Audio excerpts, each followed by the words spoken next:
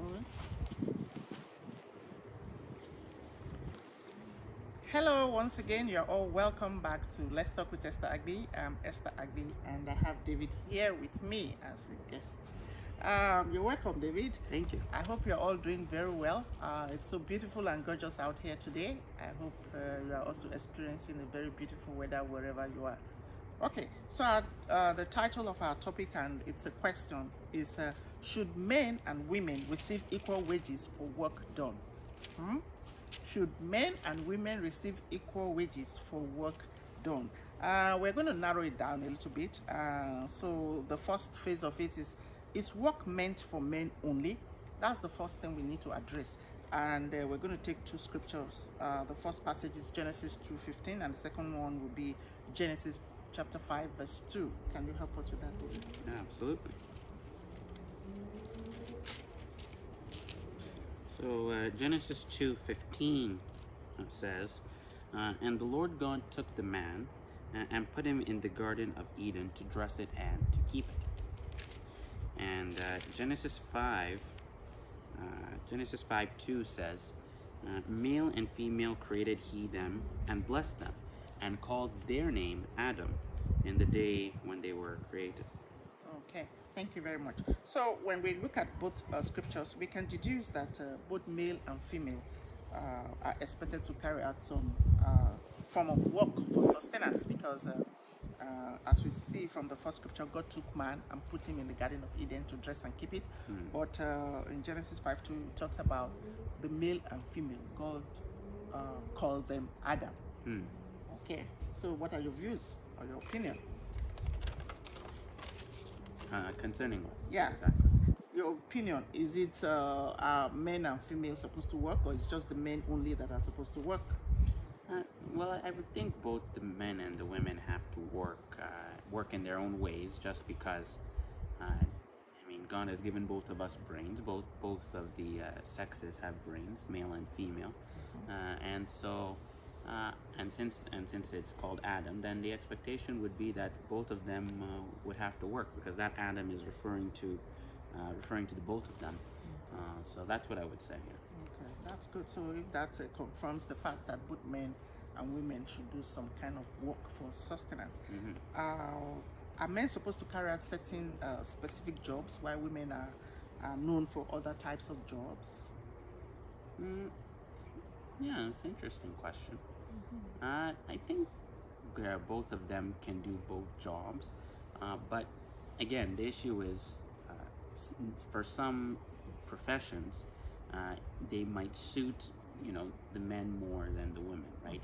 I'll give an example. So for, say, masonry, stonework, if they were to be building stone building, it might be more conditioned for men to do that as opposed to women, because on average more men are stronger than women.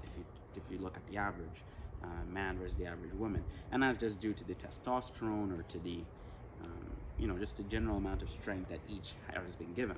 Now there are some women that are even stronger than some men, and for those ones, if they are stronger and if they want to do that work of masonry, then nothing should stop them from doing that.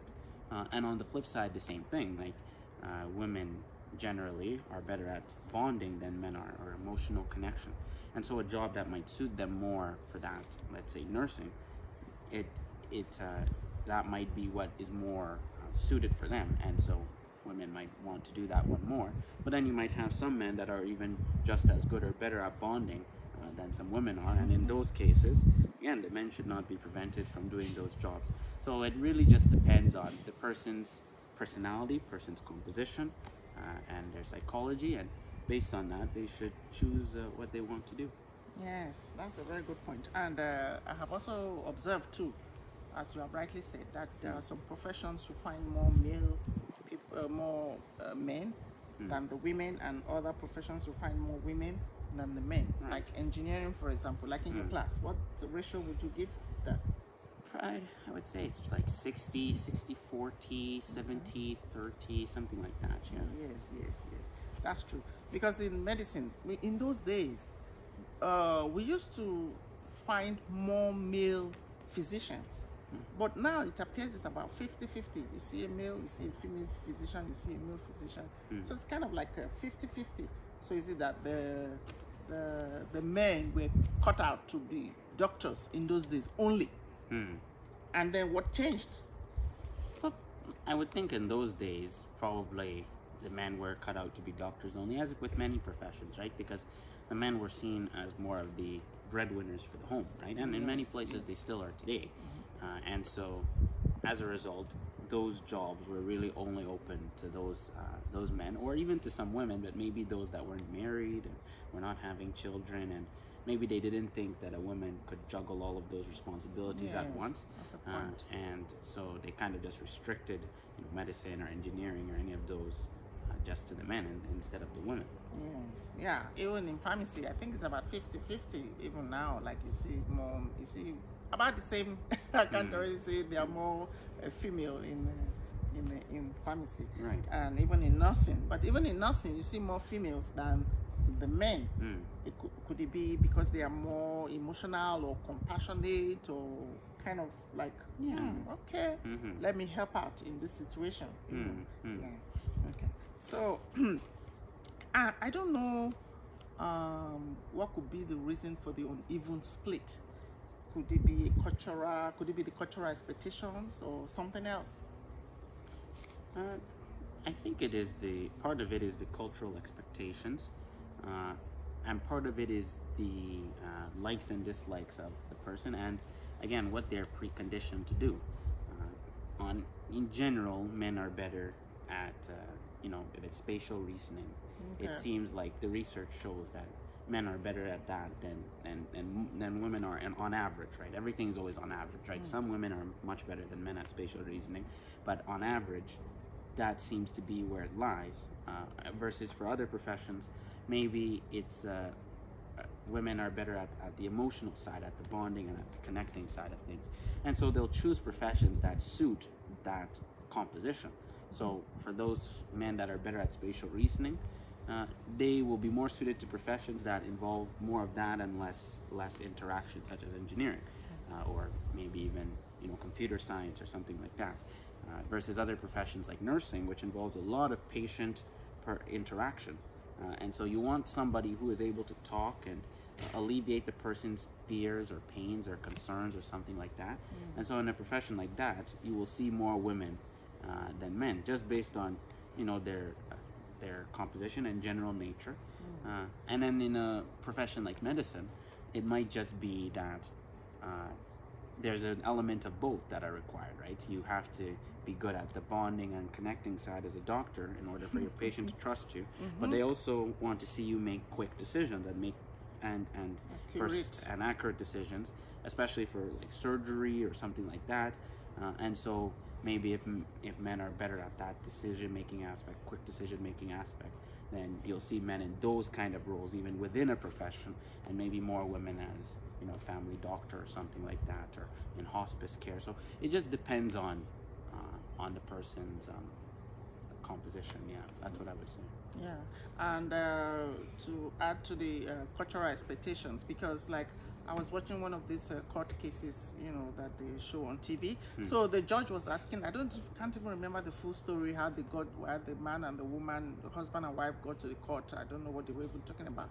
But the aspect that I just want to bring out is that the judge was asking the woman, do you work? She said, oh no, I don't work. My husband is the provider. He should work and bring the money home so we can use, But the lady just said, no, put your kids in daycare and you got to work as well. You don't expect him to do all the work and bring the money back home for you to spend. So the judge could say that because she's from North America. But if you are from some countries like maybe Afghanistan or maybe Arab countries, even Nigeria too, they also have that mentality that the men should be the major breadwinner, right, so to speak. So, and then the woman should, somehow stay at home and help with the homework. Not to say that the homework is an easy thing, Yeah. because a lot of juggling too, juggling with the children, getting the groceries, cleaning, doing all sorts of things like that. So I think the cultural expectation, as you said, like in the North America, I just believe everybody should work, whether male or female. Right. But in some other parts of the world, of the globe, not necessarily. They believe that the man should be the sole breadwinner, while the woman can do home chores and other things. No, absolutely. And in addition to cultural expectations, I also believe that there could be parental expectations. Right. Yeah. Absolutely. Yeah. But how do you see that parental expectation, should it be so strong that even when the child does not even love what the parents are expecting him to do, he just goes ahead to do that? Because I remember one time I was in a dentist office, and the dentist was trying to clean my teeth, and he was saying, I don't like this profession. I just did it for my father. My father wanted me to be a dentist. Yeah, but I don't really like it. I said, a dentist? Why should you be saying that? Could it be for the money, or is just parental expectation?